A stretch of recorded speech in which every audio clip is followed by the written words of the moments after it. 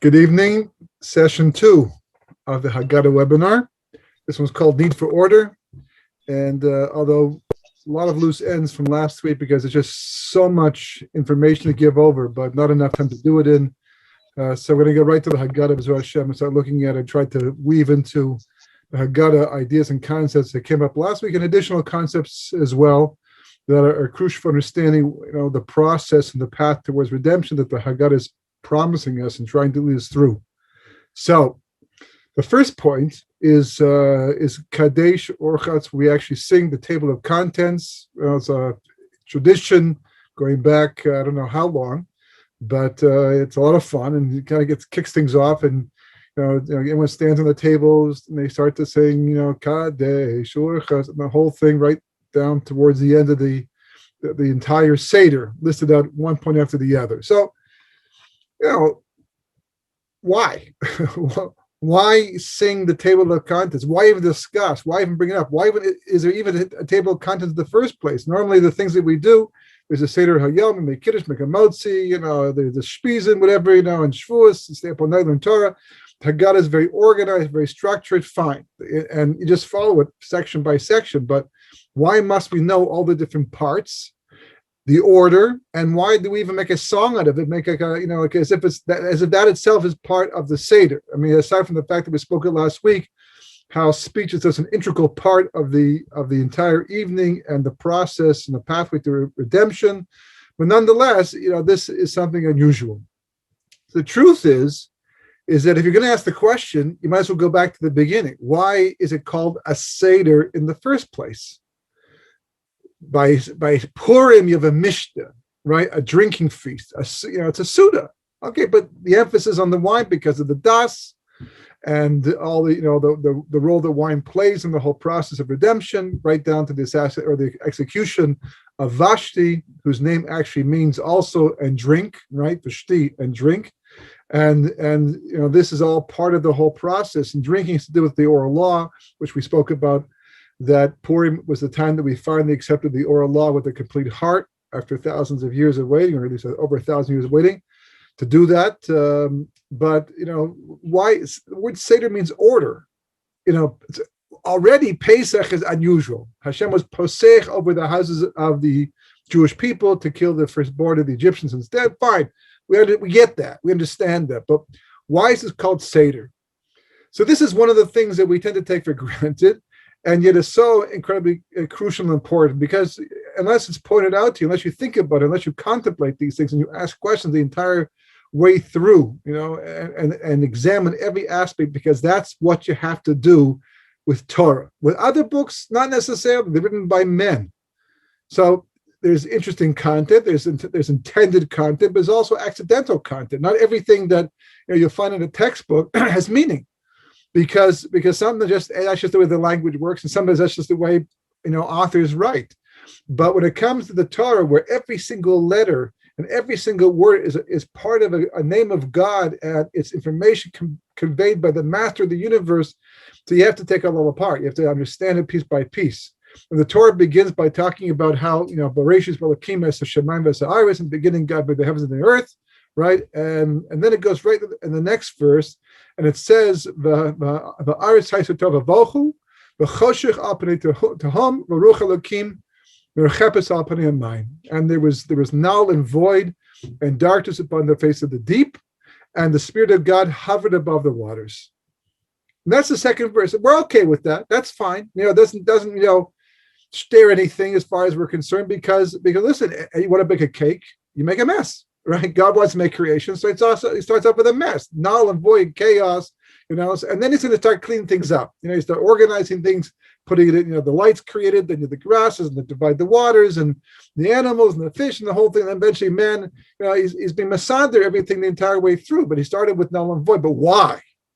Why must God start with null and void? When all he has to do is just think about creation already perfected.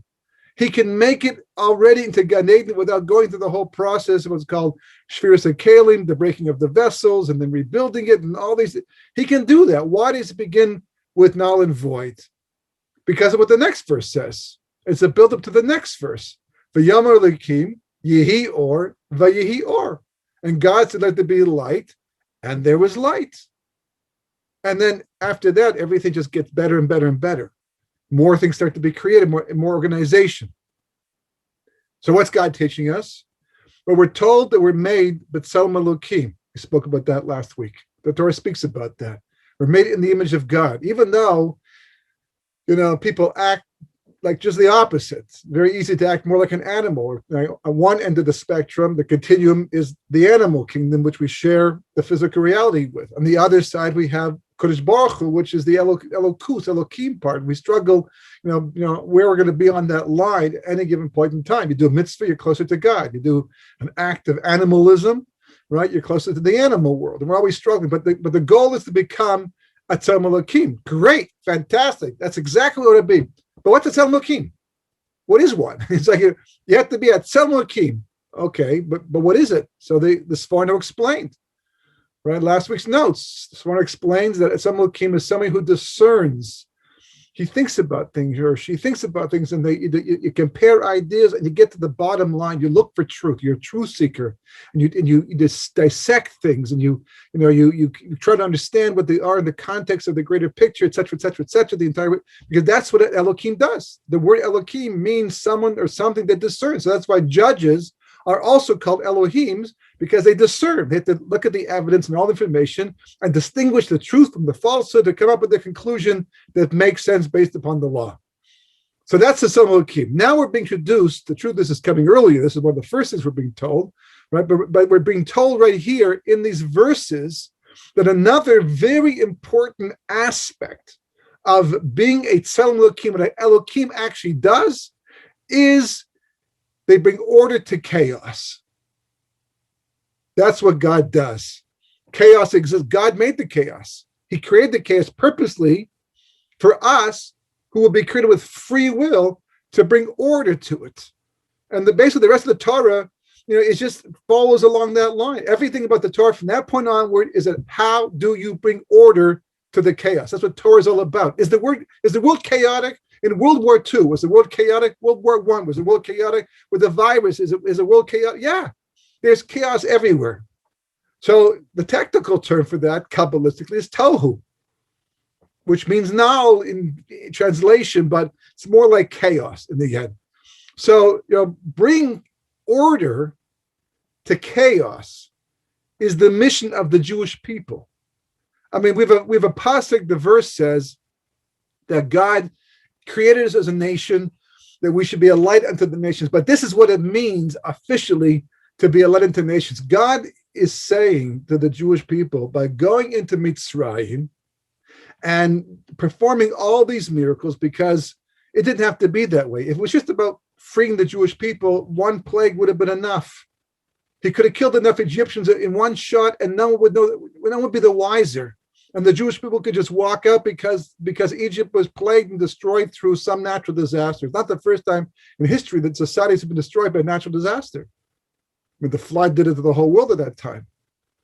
But HaKadosh Baruch Hu did everything. He stepped in and he made a balagan. I mean, he just turned everything on its head and performed tremendous miracles, phenomenal miracles, because he wanted us to understand how important the mission is. That's a major theme in the Haggadah that we're looking at. It's like someone says to you, they do you a favor, okay? They drop off, you ask them to drop off something at the post office, let's say, okay? And you see them later on that day and you ask them, which today, by the way, is not as easy as it once was, but you ask them to drop off something at the post office and they do it. And you see them a couple hours later and you ask them, were you able to do it? They say, yes. And you say, thank you. Okay, I really appreciate that. And the guy says, you won't believe what was involved. I mean, it was unbelievable. I was on my way to do it. And just as I left my office, there was a major car accident 2 blocks away, blocked up traffic for like literally, in every direction. So I had to go exactly the opposite way, go all the way around the city to get to the post office, right? Wow, that's amazing. I'm sorry about that. I didn't realize, it's like, what are the odds? But thank you so much. That's not the end of it. You don't understand. When I got to the post office, it was closed. It was supposed to be open, but for some reason there was a technical glitch from the computer and it was closed. And they told us we'd be back in half an hour. So I had to like hang around for half an hour. So I got a coffee in the meantime. I came back a half an hour later. There was a lineup like literally halfway down the block. And you stood in that lineup? Yes, for a whole half an hour. Wow, that's unbelievable. I'm really sorry, And when I got in, right, it was still a lineup inside. And when I finally got to the teller, you won't believe it happened. Right? She said, just one moment. And she got up, she went and got a cup of coffee because she's been under stress the entire time. And I'm sitting there waiting, by her thing, the next guy's going, and I'm waiting by this, by the way, happened to me a little bit once. I was once at and the person ahead of me, you choose which lineup you're going to go into. You figure what's the difference? This one, that one, this one, that one. The bank too, this happens, right? And sure enough, you got to laugh because obviously I get behind the person, right, who's got like 500 letters to mail all of a sudden. They didn't show them until they reached into their bag and pulled them out and on the counter, it's like such a long time. Well, this person's going through all of that, right? And finally he says, it was literally an hour and a half out of my business day by the time I finally got that thing mailed for you. And you're like, I feel so bad. and you're almost afraid to ask, but why'd you do it? Why'd you do it? Like, why did you go through it? Well, first of all, I didn't know it would take so long. If I did know, maybe I wouldn't have gone. But even still, I was in the midst of it. So why did you at some point in time just stop and go home? And I feel terrible. And the person comes back and says, because that's how much you mean to me. I know this is important to you, and that's how much you mean to me. And all of a sudden, when it was just a simple favor that the person was doing that you thought took all of 20 minutes because the post office is down the street from his office, right? And you figured it's a favor that you would do for them and they do it for you, and you like it and you appreciate the whole thing. But when you find it to what extent this person has gone on your behalf, it's like, wow. I mean, this changes the whole dimension of the relationship. So God goes out of his way to like literally spectacularize the whole thing. Huge. I mean, like ad kedei kach that he even arranges Shabbos Haggadah. One of the reasons why it's called Shabbos Haggadah, I found out, is because the simple explanation is because that was the Shabbos 4 days in advance of Pesach, because you're supposed to take a sacrifice 4 days in advance, to make sure it doesn't have any blemishes and things like that. So they took the sacrifice 4 days in advance. That was a Shabbos. And the Egyptians, that was their God. And yet no one could lay a hand on the Jews. So with Shabbos Haggadah goes, it's a big miracle to take the Egyptian God in a country where we have no control over the situation and no one is affected by the enemy whatsoever. So Shabbos Haggadah. Turns out the Shabbos Haggadah is also called Shabbos Haggadah, the great Shabbos, because this is the week before Makis Bechoros. This is the week before the plague of the firstborn. And apparently the Egyptian firstborn were aware of this. They knew this. So they came to Paro and they came to the nobility of Egypt and said, listen, our lives and yours, because Pharaoh is also a firstborn, are on the line over here. After 9 plagues, I think you can take it for granted that when Moshe says something's going to happen, it's going to happen. We're believers, okay? And you should be a believer too. So if Moshe says that there's going to be a plague, Makis Bechoros, we don't want to die. Get rid of these people now before there's any need for Makis Bechoros. And Pharaoh says no, and the nobility says no, and a little civil war breaks out right there in that Shabbos. And a lot of Egyptians have been killing Egyptians. It's like when Iraq and Iran go to war against each other, we're all going, thank you, right? Or the Palestinians have some internal conflict which totally occupies them and takes their mind, or what's going in Syria. Right before Syria fell into the abyss, they were demanding the Golan Heights. They wanted to bring up put it on the bargaining table, and then we don't want to do that. But the atmosphere of peace and boom, this thing in hope breaks out years ago, and it's off the table in the end. Baruch Hashem, they have civil war from our perspective. Let people do tshuva, let there be good. But in the meantime, if there's not going to be good people and they want to kill us, let them take care of themselves in the end and save us the trouble. So that's what happens in Mitzrayim. So it's called Shabbos Haggadah. Now that's all divine providence. It's not just out of nowhere this happens. God arranges these things. And the list gets bigger and bigger. So, ad kedei kach, to such an extent that we sit there in the Haggadah, and Rabbi Akiva says, "Oh, at Yom Suf there was 215 miracles, and there was 500, 1,000. Like all these miracles. We're all going, what's the big deal? We have 10. We're already impressed with the 10 big makos. That already got my attention. That's cham. I was like, we're impressed already. We'd have to go with all this detail, and each thing is another nation, because they want you to know, that God wants you to know that he did an incredible thing. Why? But why?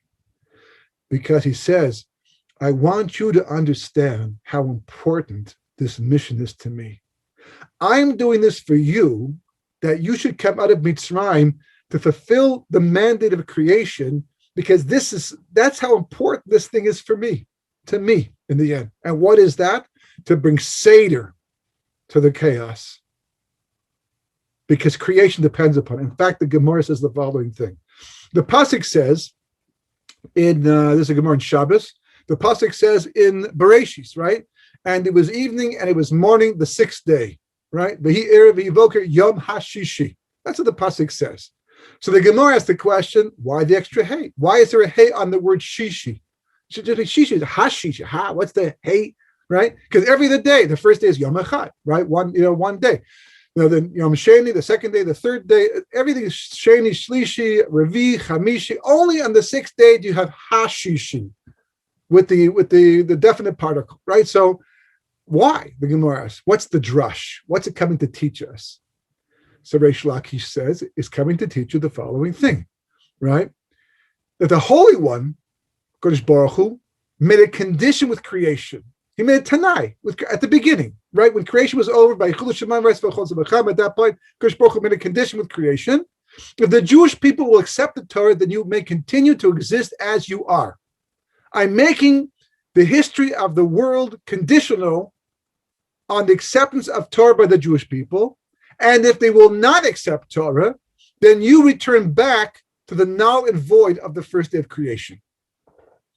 So what's the hey? What's the shishi? So the hey, Reish Lakish says, alludes to the Chamishi Chumshei Torah, the 5 books of the Torah, right? Bereshis all the way through Devarim, and the shishi, which is day 6 of creation, but it alludes to a different 6th day, the 6th day of Sivat in 2,448 years later, when the Jewish people will be asked, you want the Torah?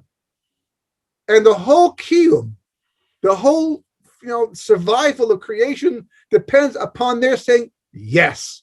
That's one of the reasons why God holds the mountain over their head and says, you want my Torah? Because if you don't, this is where you're going to be buried.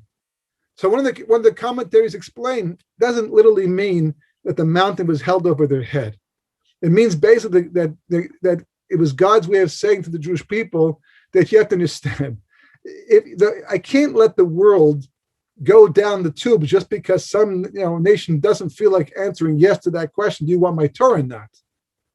So therefore, it's got to be understood that the world survives because of the Jewish people who bring order to the tohu, the null and the void of creation. And if we don't do it, no one else does.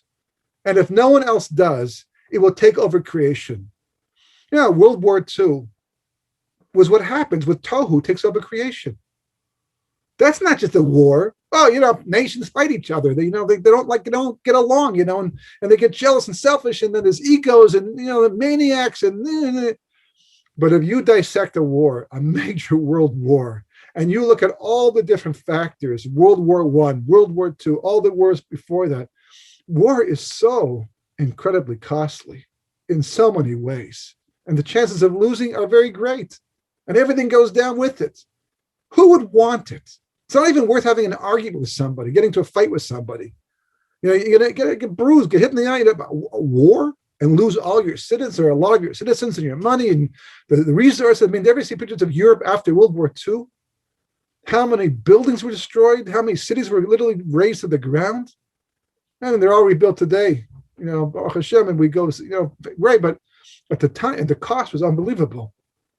War doesn't just happen because, randomly, that's the way things happen. They go that way. If war is about to occur, if you see signs of war, you have to say, that's the tohu coming back. That's the null and void of creation that God warned us about the Gemara and Shabbos. That's what we're talking about. Because the Jewish people accept the Torah Mount Sinai, great. That was the beginning of the kiyum of Maaseh Bereshis. The creation can go on. But it's not it doesn't just happen, that's the end of it. It's going on all through history, right? It's just like the weather in a sense. Like today it's nice, tomorrow it'll be hot. By Friday it's raining and cool again. There's always change, it's always in flux. There's always cold weather somewhere, wind to come in, and always warm weather coming to replace it. That's the way that everything's in motion in this world. So likewise, the tohu is like a vacuum cleaner salesman knocking at your door. He's got to get in. He wants to get in. He's like got his foot in. Got to make a deal. And you want to keep him out, but unless you make an effort to keep that person out, they come in. Or bacteria is a better example. It's in the world. If you don't do something positive to keep a place clean, then it will get dirty. The laws of entropy, right? It will get dirty, and bacteria will come back, and mold will happen, etc. Because that's the way the world works. Likewise, the Gemara is saying, as the world works according to Tohu, we need it because that's what creates a stage on which we can act out our lives and our history and contribute through our free will to choice and decisions to complete the purpose of creation. So just look at the world. I just ask yourself one question. Is there Seder? Is there Tohu? How much Tohu? Is it getting better? Is it getting worse? Because that's the thermometer. If you see chaos, null and void, even right down to, things just, kind of blow up in your face in a small way, temporarily, that's also a function of Tohu. Just like the laws of entropy say, I once read, right, that two shoes are bound to separate and one's bound to go missing at some point in time. That's just the way the world works. Just like dryers eat up socks, and it's all part of this, because that's the way the world works. That we can will to do something. There's no sitting back and doing nothing. There's no, as what's the expression goes, that silence is complicit to that saying about how if you stay quiet, basically, you may think that you're being neutral, but you're actually contributing to the bad things that happen in the world. Because this is a world of not sheval tasa, not just sitting down and doing nothing. It's a world of getting up and doing something, because that's the world that was created. So the Jewish people were taken out of Egypt. So therefore, we are told that that's our mission. That's why God did it. All of that. All of that. It's massive. 250, 500, 1. These are just the miracles that we know about, that we can talk about. What about all the miracles we don't even know about? And we don't focus on the end. Why? Because we're here to do something. And that's the mission. So we start off with a Seder, and we sing the table of contents and how organized the whole thing is, to remind us that the whole reason why God did all that and took us out of Mitzrayim and put all that effort, so to speak, into Geula, was because the mission matters that much, because the world depends upon it. This, of course, is followed by kiddush, right? Which standard, we're used to that now. Everyone make kiddush. That's what you're supposed to do. On a Friday night, make kiddush. You got to make kiddush. Wine is very chashuv, kabbalistically, even halachically.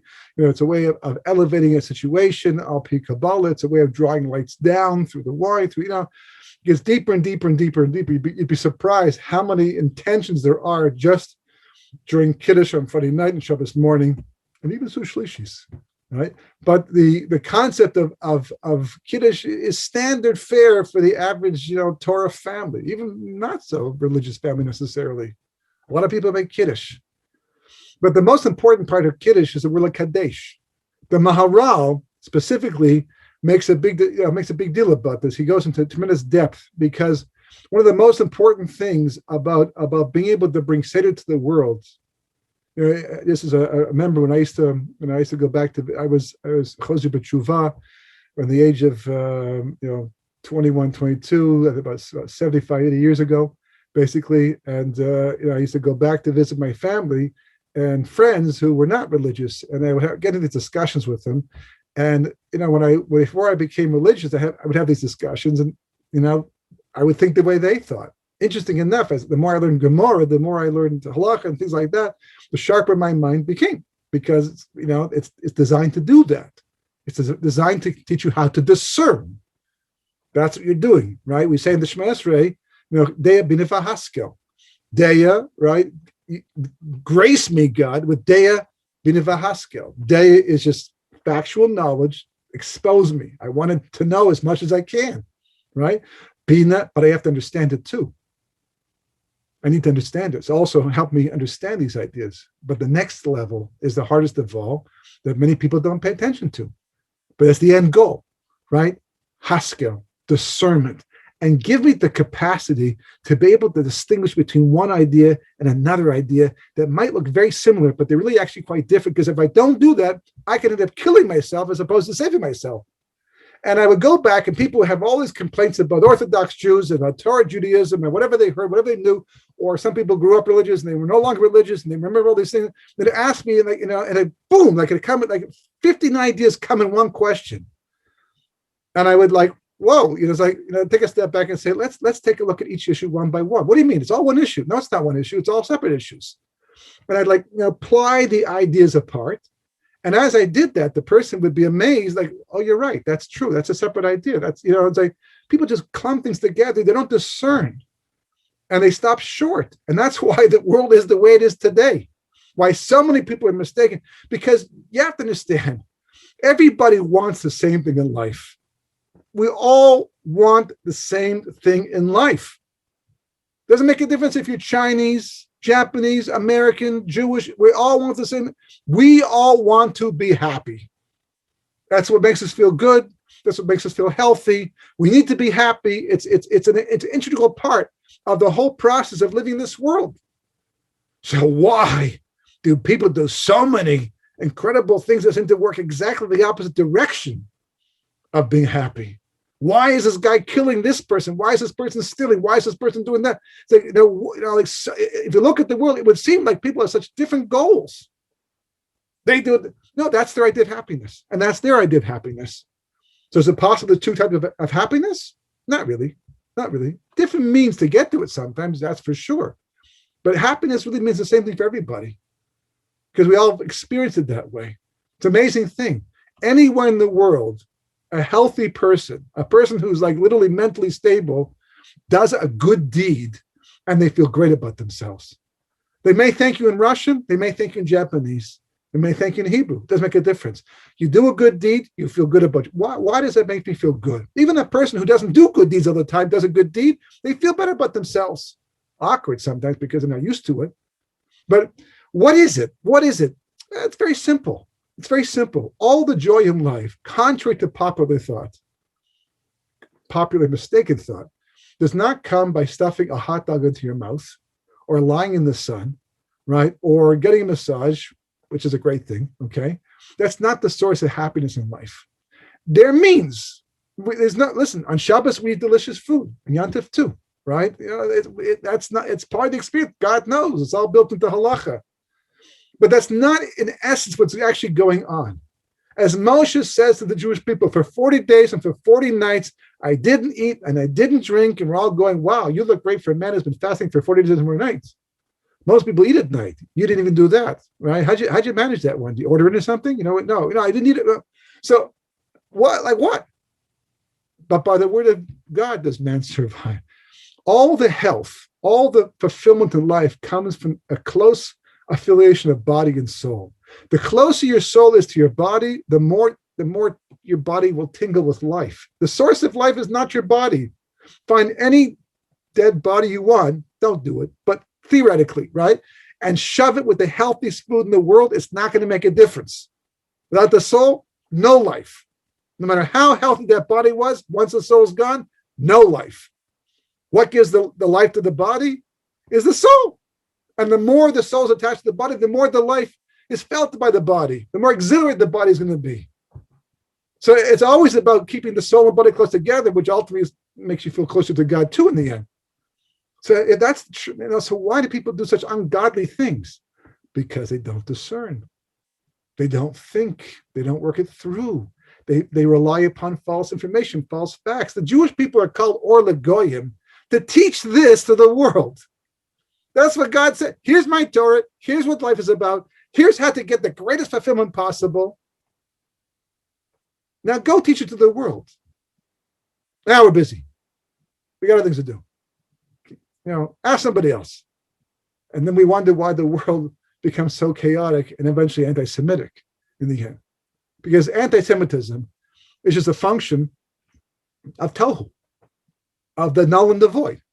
And it's always going to go after the people who possess the greatest potential, to destroy it, to put it aside, to get rid of it. Always. So the Jewish people end up suffering as a result in the end.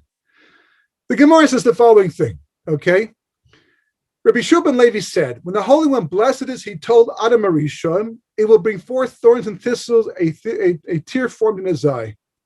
Right? The Torah says, after Adam eats the tree of knowledge of good and evil, God says, did you eat from the tree of knowledge of good and evil? And Adam says, well, yeah, my wife told me to do it. And so God starts meting out punishment to the snake and to Chava and finally to man. And he says to man, you're going to eat thorns and thistles. We spoke about this last week. We're just going back again, right? And then he says, but by the sweat of your brow, you will eat bread. And we asked the question, so what's the difference over here? I mean, what is the flow? And as God says, thorns and thistles, and says by bread. So what's the option when you're tired and like today? If I don't feel like washing and having bread, and I want a snack, get a bowl of cornflakes or something. In Adam's time, you didn't want to work hard to make bread. You had thorns and thistles for a snack. That's how it worked. No. First, it was thorns and thistles, and it says a tear formed in his eye. He cried when he heard that pronouncement of a punishment that you're going to eat thorns and thistles. He says, "Master of the universe. Well, I and my donkey eat from the same trough. He also eats from the field, right from the ground, thorns and thistles, right? Is that my fate to live like he does?" So when God answered him and said, by the sweat of your brow, you will eat bread, he calmed down. In other words, we're not told this by the Chumash, but the Gemara is telling us that in that one statement in the Gemara, Gemara basically, that you have two levels of punishment. It was only supposed to be thorns and thistles you shall eat. End of story. Then Adam cried. And then God said, okay, I'll give you back some of your dignity. You'll be able to have bread, but you're going to have to work hard for it. It's not going to come easy. No Angel's Bakery, right? No ordering online. You will have to go and literally produce it yourself and work hard, but you'll have bread in the end. And it's a big difference from thorns and thistles, that's for sure. Of course, what I do. Any day, hands down, much better to do that. Try spreading peanut butter and thorns and thistles. Doesn't work the same way as bread in the end. So this is what the Gemara is saying. Now, what's interesting is that, and again, the question we asked last week was wouldn't Adam at some point in time have figured out anyhow how to grow wheat and move on from thorns and thistles and have bread and eventually even steak and all kinds of wonderful things later on? Wouldn't he? So here the Meiri says the following thing. The Mishnah in Pirkei Avos says, Ein kemach, ein Torah, ve'ein Torah, ein kemach. If you don't have flour, you don't have Torah. If you don't have Torah, you don't have flour. Simple explanation. Pshat, right? You don't eat, you die. You can't learn if you're dead, right? So you have to eat to keep yourself going. As long as you keep yourself going, then you can go back and learn something. So make sure you eat something. Keep yourself going that you can be able to go back to base medrash and open a Gemara and learn. So ein kemach in Torah and ein Torah in kemach. If you're not going to learn Torah at all and just devote yourself to a secular lifestyle, so eventually God's going to cause a drought. There'll be no flour. You won't eat at all in the end, and then you'll go hungry. So there's this balance. You have to learn Torah, do mitzvahs, be a good person, and the best you can, and then you have the bracha of flour. But don't devote yourself to eating alone. Learn Torah at the same time, and then keep this balance of eating and being spiritual, and then you'll be able to flour, enjoy it, and eat the whole thing, and you'll also be able to learn Torah as well, and earn your reward in the world to come. That's a simple explanation of that Mishnah. Comes along the Meiri. He's a Rishon, the time of the Rambam, right? And he writes the following thing. His pshat on this Mishnah. Flour comes from grinding wheat. We know that, which the ultimate wisdom made for this purpose. Through this, man is distinguished from the rest of the animals, as already stated in the Talmud. At the time, the Holy One, blessed is he, told Adam, it will bring forth thorns and thistles, a tear formed in his eye. He said, be of mouth universe, will I my donkey from the same trough? This means, this is the conclusion the Miri is coming to now, this means that had it not been that his food was ground finely, he would not have been able to achieve the completion of Torah. So he's saying, the Meiri, Ein Kemech Ein Torah has a far more profound implication. Ein Kemech, meaning had Adam Arisha not cried and made the statement, will I and my donkey eat from the same trough? And got this lesser punishment of being able to eat bread, to make flour, to grind it down, to make bread. There's no way the Jewish people could have stood at Mount Sinai 26 generations later to receive the Torah. That's how he's understanding the Mishnah. The Kemech goes back to Adam in the garden, outside the Garden of Eden. And the Torah refers to Kabbalah Torah by the Jewish people 26 generations later. So what do you have? You have the separation of Adam from the donkey, and the symbol of it is flour. And here you have again, right? The whole is called Pesach. Why? Because the Jewish people are living amongst the Egyptians, who, by the way, the Zohar calls a chamor, calls a donkey, because they're chumius, they're into gashmius. Chomer is like material.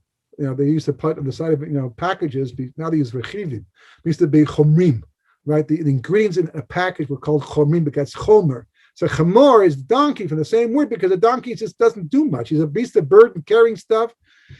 It's important, it's good, but he's not the same as like a dog, a smarter animal who does all different other kinds of things. And other animals can be trained to do stuff. That's what a donkey does. When I used to live in the old city, I was no longer living in the old city. I was learning the old city. I used to live in Harnaf.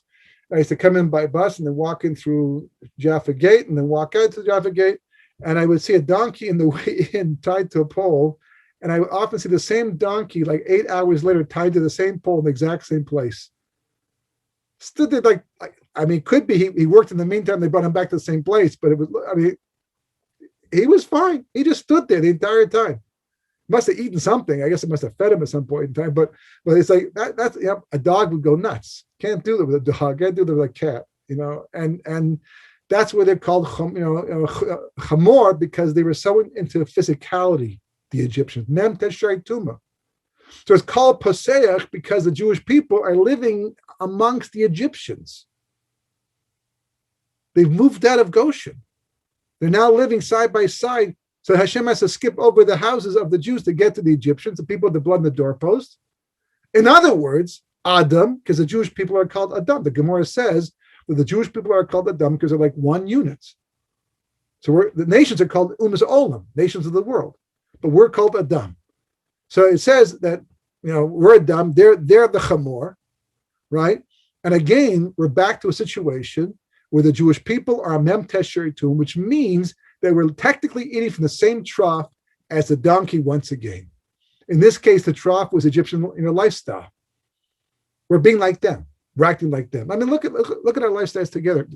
Today, right? Today, even in the Orthodox world, there's so much of our lifestyle that really comes from the Gentile world that's not really necessary as a Torah Jew. It really is, but okay, whatever. It's not usher. It's you can do it. You can put it in. It depends on the level you're on. No one should judge anybody else, etc. But just ask yourself. I think anyone could ask themselves, do I really need this type of? Is this really part of what it means to serve God? Not really. But whatever. We get away with it. No one says anything, so we do it anyhow. So that's like eating from the same trough as a donkey. So it came time once again for the separation. And what's the symbol of that separation once again? Flour.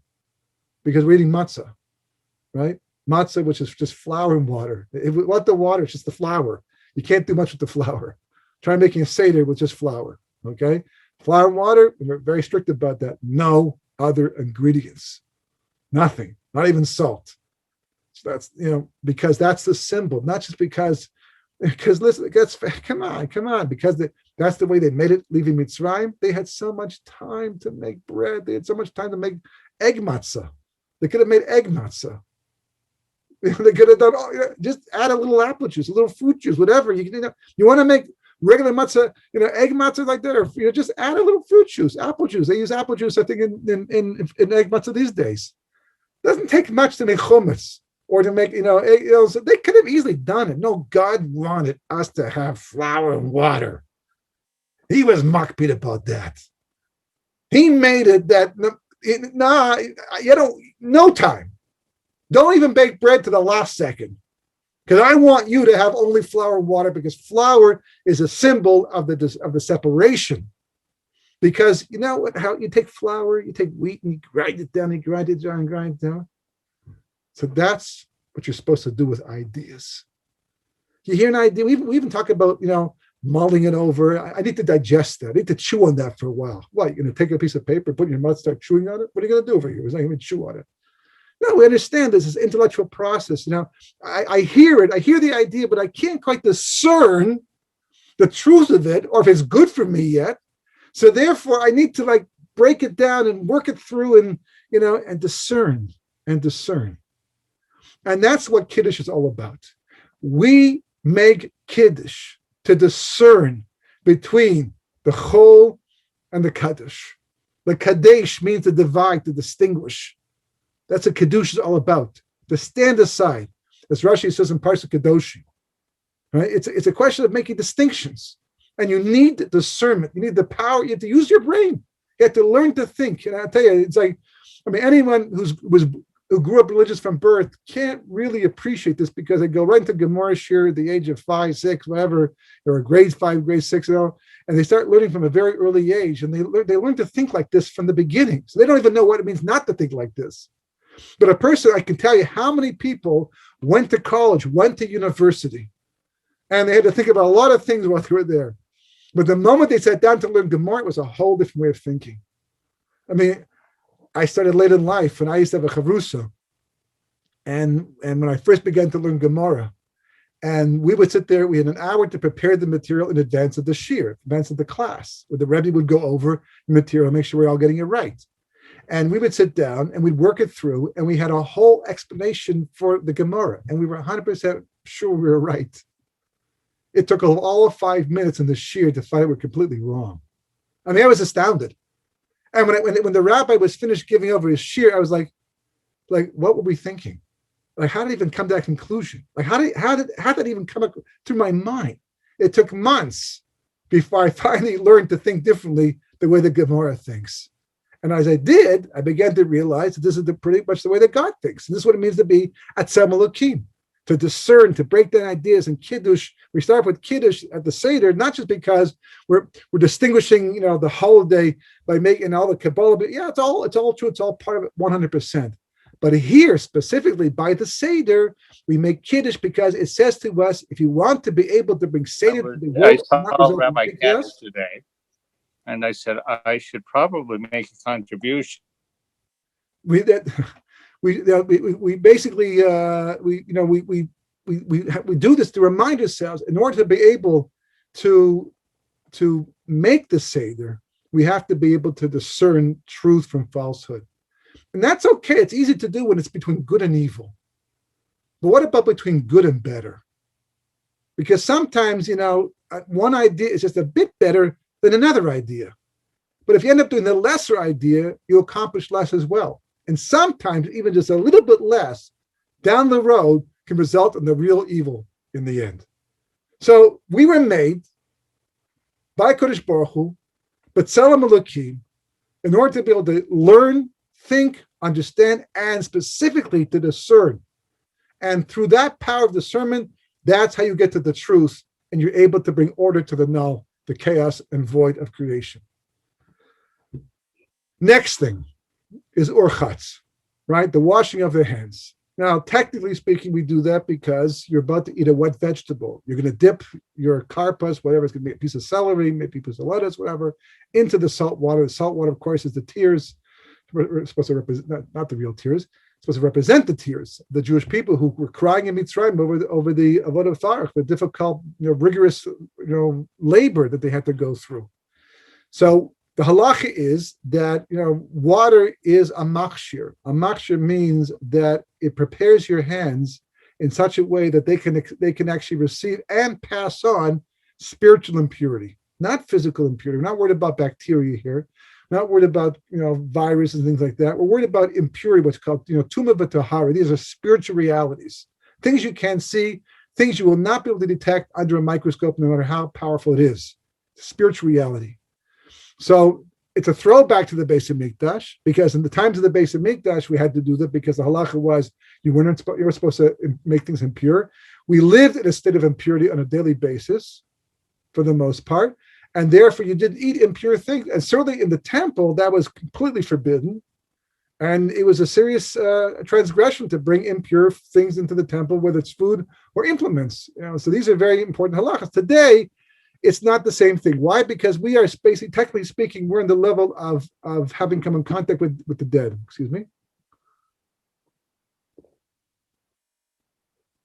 There's no greater source of spiritual impurity than coming in contact with the dead. It doesn't mean you touch a dead body. It can be just walking to a hospital. That's why Kohanim don't walk into hospitals or into a cemetery or being close distance, being in an area that's covered, right, where there's something dead or came in contact with the dead. There's all kinds of halachas, very complicated halachas to do with this. But today we don't have to worry about that so much. Why? Because we're always, every day, on a very high level of spiritual impurity. And, we do what we can, but that's the reality until Mashiach comes and we find the red heifer and we purify ourselves once again. So why do it? Why wash our hands before bread? Difference of opinion, but one of the reasons is because we don't want to be unprepared for the Beis Hamikdash. Any day now, the Mashiach can come, hopefully will, and bring back the Beis Hamikdash, and all the laws all of a sudden will return. We're all gonna what? Wash your hands for what? No. We want to be in the know. We want to be prepared for that situation, that reality. That's what we're talking about. So we wash our hands to remember that, but it's also more than that. Why? Because the first level, we're talking about holy and profane. Kiddush comes to distinguish between the holy and the profane. That's what the first level of discernment actually is. But even something holy can become spiritually impure. Even the Kohen Gadol, there was one mother who had 7 sons who became Kohen Gadol. They became the Kohen Gadol because each one got knocked off because of some impurity. One person was talking to somebody in a marketplace. He was a Kohen Gadol. I don't know what he was doing there in the first place, but it's a Kohen Gadol talking to somebody who happened to spit while he was talking. And that spit was spiritually impure, and it landed on his clothing or maybe on his skin, and that made him impure. And he could no longer be the Kohen Gadol for the services. His brother took over in the end. So it's one thing to distinguish between holy and profane. Not everyone can do that properly. A lot of religions, seem to miss the boat on that one, right? But it's a whole different level to distinguish between tumah and tahara, because it's totally abstract. It actually falls into the category of chukim. There are 2 types of mitzvah, really 3, but 2 types of mitzvah, 2 main types of mitzvah. Chukim and mishpatim. Mishpatim, we're told, those are the mitzvahs, and the word mishpat, which means judgment, are mitzvahs that make sense to us. We don't have to have always thought of them on our own, but we could have. Don't steal, don't murder, right? All those things that society requires to remain stable.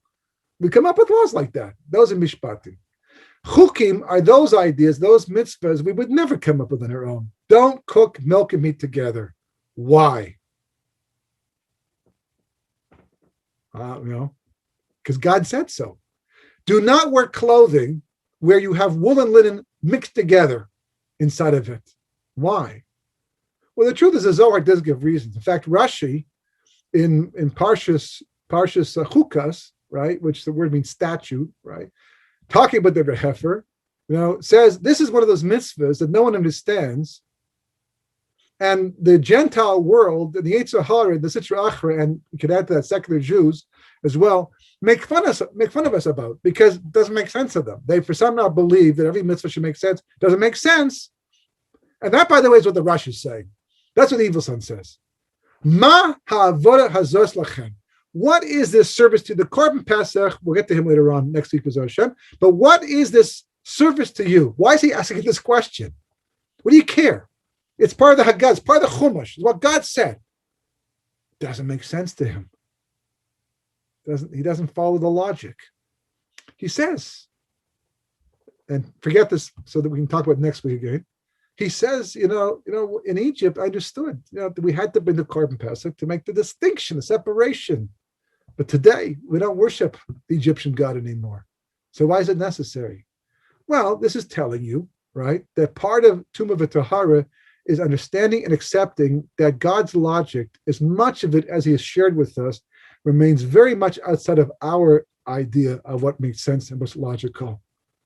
And that's why so many questions exist about history and things in life and what's right, what's wrong, what's up and what's down. How is this from God? What does God want? There's lots of chukim when it comes to Jewish history and life in general. And Tumah v'Tahara, in order to be able to live on that high level, means accepting that as smart as we are, we're not as smart as God. You can't second guess God. And if he says this is the way it is, you're going to go with it. Right? In the meantime, you want to work it out as Rashi does. Rashi says, we don't understand this mitzvah. But now, since we're talking about it, let me explain it to you. Well, you just tell me you can't understand it. What are you going to explain? And he goes to great detail. No, he means the following thing. He means that if God had not told us about it, we'd never talk about it. We'd never even know that it even existed.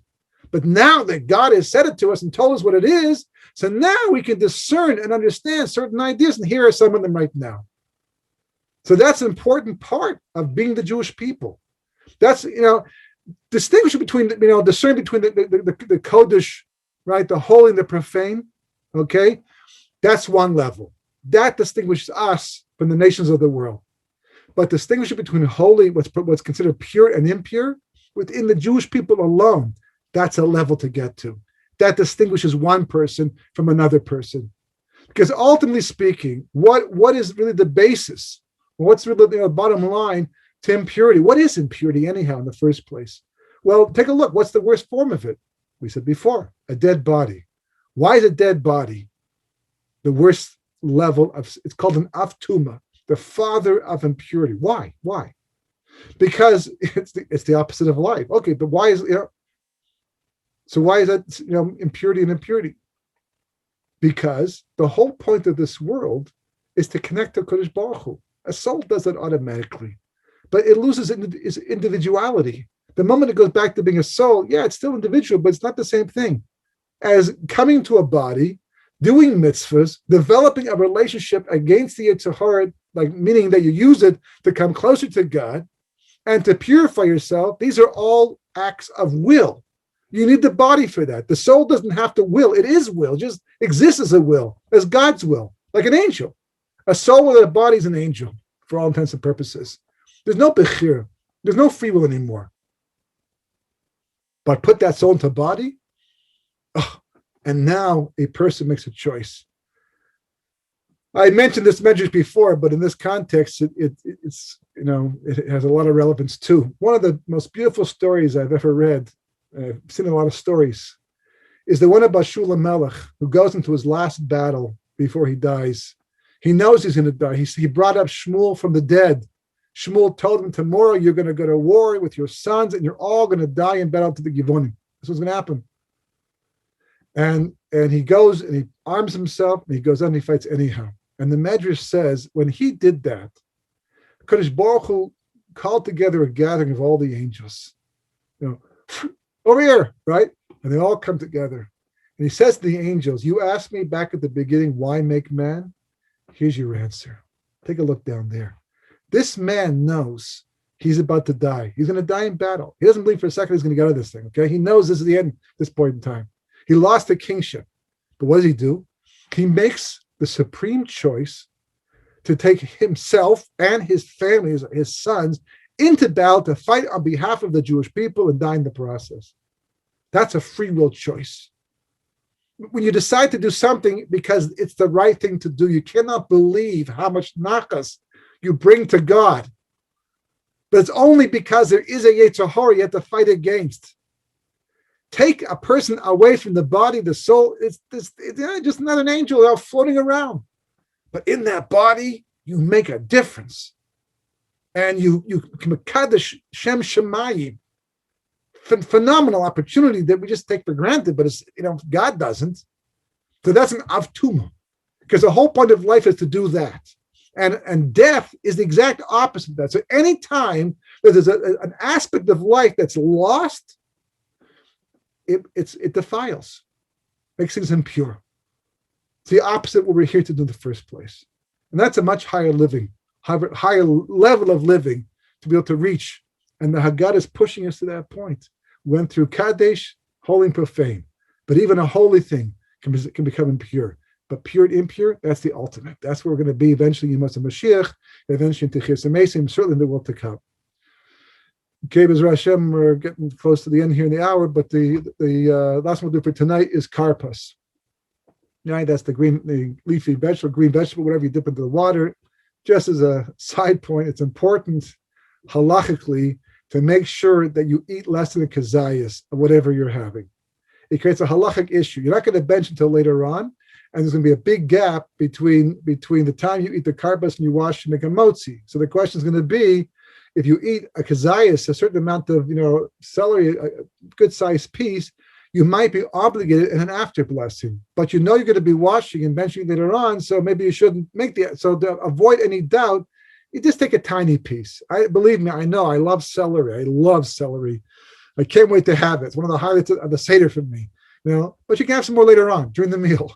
But just try to that. But why do we have it in the first place? What's the point of the karpas? So one explanation, for example, is the word karpas is spelled chuf resh pei samech. But if you reverse the letters, it's samech pei resh chuf, which literally the samech stands for the number 60, or multiples of 60. In this case, 600,000. That's the amount of men in servitude between the ages of 20 and 60 in Mitzrayim.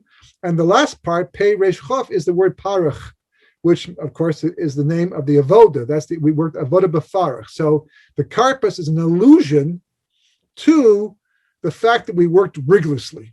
And of course, dipping the salt water is the tears we cried because we had to work so hard. But there's also, aside from the fact that it's in reverse, it spells this, but why do we reverse it? Why go so far? Just, there's all kinds of ways to accomplish the same thing without even having this allusion. Why is the reversal just incidental? Or is it part of the message too? It's very much a part of the message, because we don't get to the maror until later on, closer to the actual motzi matzah and the whole thing, the mitzvah of having matzah itself, and that's later on. But we have in mind, we make the bracha on the karpas to have in mind also the maror later on as well, because we made this bracha. There's certain technical aspects of it, but there's also a conceptual connection as well. The maror is part of this idea of the bitterness, right? As it says, right, in the Haggadah, and they put hard work upon us. As it says, the Egyptians made the children of Israel work with rigor, and they made their lives bitter with hard work, with mortar and with bricks and all manner of service in the field. All the work which they made them work with rigor. That's what it says in the Haggadah. That's the verses from the Chumash itself. But the Gemara is very specific. The maror you're supposed to use, usually like Romaine letters or something, specifically has to be something that starts off tasting bitter, but then tastes sweeter as you eat it. It's like a very specific thing here. Not just bitter, but starts off a little bitter and then gets sweeter as you get, as you start to chew on it. Why? Because that's the way it worked for the Jewish people. It started off bitter, meaning that there was the exile, there was the suffering, but eventually Kodesh Baruch Hu took us out of Mitzrayim, freed us, ended the slavery, and we were the kings. We're the ones that went out. And that's what the maror is supposed to allude to. What's really fascinating is the fact that the Zohar says, he actually explains these verses talking about working with rigor and bitter and hard work and mortar and bricks and all that, right? It actually elucidates this verse to be talking about the written law, the 5 books of Moshe, and the oral law. The working hard, is that the whole thing here was that it's talking about all the difficult and hard work one has to put in to be able to learn Torah properly. I mean, what's the connection? That's talking about the Jewish people in Mitzrayim who suffered doing all this labor because Pharaoh wanted to break them. And the Zohar is saying, no, it's talking about Torah, about learning Torah and how difficult it is to learn Torah. What's the connection? So the Zohar explains. It says, because really the truth is as we know, nothing happens accidentally. Everything is about tikkun. I began to speak about it last week, didn't go into full detail. But Avram asked the question, but ma'edah, how do I know that my children will inherit the land? And then God starts talking about Galus Mitzrayim, about how his children will go down to Mitzrayim and be slaves or strangers in the land not theirs for 400 years. How is that the answer to the question? So the truth is, and the Chumash doesn't explain that. And the Gemara takes some shots at it and some attempts to try to explain at the end of the day, asking that question does not really at all connect up with the kind of punishment that if you want to call it punishment or consequence, that resulted from asking that question. Because he asked that question, and therefore all of his descendants for 210 years will be this land not their own. 116 years of backbreaking slavery and killing their kids. So Kabbalah explains it, and we began to allude to it somewhat by Purim time, right? But basically, God was saying to Avram Avinu, he was saying to him that you're going to go down to Mitzrayim, but not because you're asking this question. The question you're asking is a valid question. How do I know that my descendants, in fact, in spite of their sins, will in fact warrant the land? And the answer is going to be because they will go through such tikkunim. They will undergo such suffering, but not just because they did something wrong, but because the world needs rectification. Tikkun. Why that much? Okay, that's a different discussion. But that's the Metzias. If a doctor says, here's what we have to do to operate, it sounds frightening, all that's involved, an 8-hour-long operation. Why? Well, whatever. We can go into all the details of what's involved, but that's what's necessary. That's the situation. That's the reality we're dealing with. So right now, this is the reality we're dealing with. So everything's about tikkun. It's all about rectification. It's all about accomplishing something on a much higher level. It's not just about a nation that was enslaved. It's about a nation that's on the process of world, universal rectification, and we're the vehicle through which it happens, and will be rewarded accordingly because of it. And every last second we spend in Mitzrayim is for that purpose. And the Zohar says that all of this was just preparation. All this bitterness, all this rigor that we had to work with and go through and all that was just preparation for Kabbalah Torah of Mount Sinai. We'll see more of these ideas, B'ezras Hashem, next week. We'll go a little further into the Seder. But we can't go through everything. There's so much. We did it even over the course of a couple of years. There'll always be more details, more points to bring out. What we're doing here is the starting point. You see how much is built into it. The Haggadah is not something you simply show up on Leil Seder and begin and give over. You miss the point. You miss the opportunity. It is very deep. It is very profound with a tremendous amount of information.